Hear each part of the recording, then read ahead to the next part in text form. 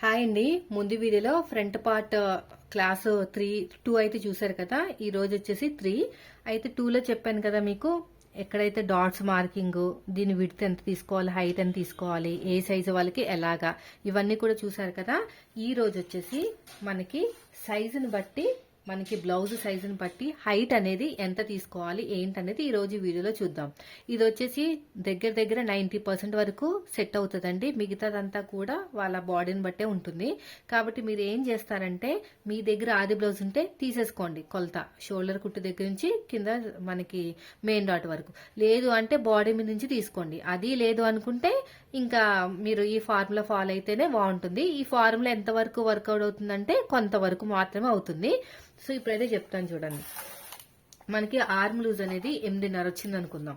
So ఈ blouse కి 8.5 కదా. సో ఈ బ్లౌజ్ సంగతి చూద్దాము. 8.5 వచ్చింది. 8.5కి మనం మామూలుగా అయితే ఆర్మ్ లూజ్ కి 5 ఇంచులు కడితే మనకి ఫ్రంట్ పార్ట్ హైట్ అనేది వస్తుంది. తర్వాత వచ్చేసి మనకి ఇదొక మెథడ్. ఇంకో మెథడ్ వచ్చేసి చెస్ట్ లూజ్ కి మనకి 4 ఇంచులు కడితే కూడా మనకి ఆర్మ్ అది మనకి ఫ్రంట్ పార్ట్ హైట్ అనేది వస్తుంది. ఈ 4 ఇంచుల చెస్ట్ అనేది బాడీ చెస్ట్ అనమాట. బాడీ చెస్ట్ కి 4 ఇంచులు కడితే మనకి కరెక్ట్ గా వచ్చేస్తుంది. అయితే 8.5కి 5 ఇంచులు కడితే ఎంత? 8, 9, 10, 11, 12, 13. 13.5 అనేది వచ్చింది. అంటే అన్ని ఖర్చులతో కలిపి 13.5. మనకి దీనికి 13.5 ఉందా చూద్దాం. పైన ఖర్చులతో కలిపి, పైన ఖర్చులు కింద ఖర్చులు, నాకైతే 13 మీద 2 గీతల దాకా వచ్చిందండి. అంటే 13.5 అంటే కొంచెం కిందకు వచ్చింది కదా, ఒక 2 గీతలు తక్కువ తీసుకుంటే సరిపోతుంది. 13 మీద 2 గీతలు అలా కొంచెం పైకి కిందకి అలాగే అడ్జస్ట్మెంట్లు అవుతాయి అనమాట. అందుకనే నేను ఫ్రంట్ పార్ట్ విషయంలో ఎలాంటి అపోహాలు చెప్పను అనమాట. బాగా కాన్ఫిడెంట్ ఉంటేనే చెప్తాను. మీరు ఖచ్చితంగా బాడీ మీద నుంచి తీసుకోవాలి.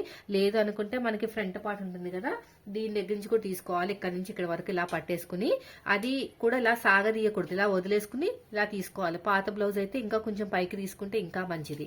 అర్థమైంది కదా. ఎప్పుడైనా సరే ఫ్రంట్ పార్ట్ హైట్ తెలుసుకోవాలనుకుంటే మనకి 2 ఇంచుల ఫోల్డింగ్ అనే మెథడ్, అంటే బ్యాక్ పార్ట్ ని 2 ఇంచులు ఫోల్డింగ్ చేసే మెథడ్ అనేది పక్కన పెట్టి ఈ మెథడ్ వాడితేనే మనకి మోస్ట్లీ బ్లౌజులు అనేవి సెట్ అవుతాయి. అది కూడా ఫ్రంట్ పార్ట్ హైట్ పూర్తిగా చెస్ట్ ని బట్టే ఉంటుందండి. ఎక్కువ తక్కువని బట్టే ఉంటుంది. కొంతమందికి ఉంటుంది బ్యాక్ పార్ట్ ఎక్కువ, ఫ్రంట్ పార్ట్ తక్కువ.